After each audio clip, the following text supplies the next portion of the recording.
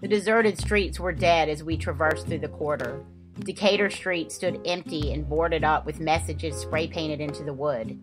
We turned up a side street towards Jackson Square. Debris and rubble lined the streets, mostly branches and limbs. We skirted around Jackson Square, looking at it from the corner and the far side. The cathedral stood tall, with copper from its roof strewn about the square. Branches and debris covered everything, and the lone statue of Andrew Jackson on his horse seemed to be a ghost, rising from the desolate emptiness in the gray. We ducked up on Royal Street and saw much of the same desolation.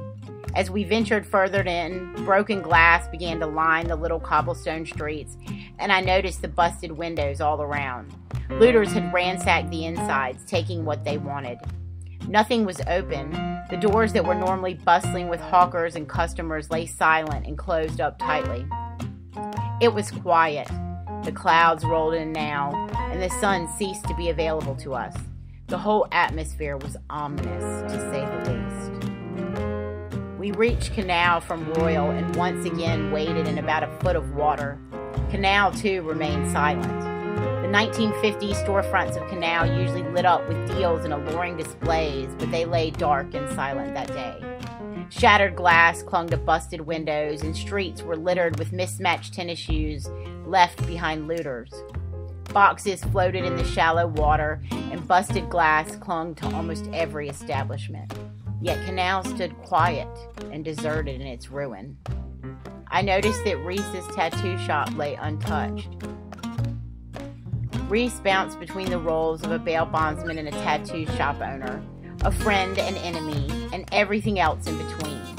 He must have been in there somewhere, wielding a bat at the impending intruders. We shouted up to him, but our calls were met with dead silence. When we turned onto Bourbon from Canal, we were once again met with the emptiness of complete desertion. It was really scary to be standing on Bourbon Street in silent stillness. The wind was the only thing that moved.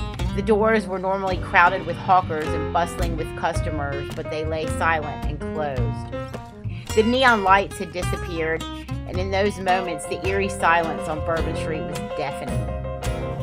We walked down Bourbon in disbelief as we got closer and closer to the heart of the quarter. Somewhere near St. Peter, we heard voices spilling out in a wondrous cacophony in the eerie quiet of Bourbon Street without electricity.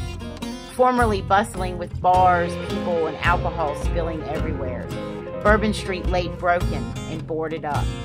Smiles of relief spread across our faces as we discovered the only life that flourished in the French Quarter. We walked towards the sound, and we realized that Johnny White's bar was open.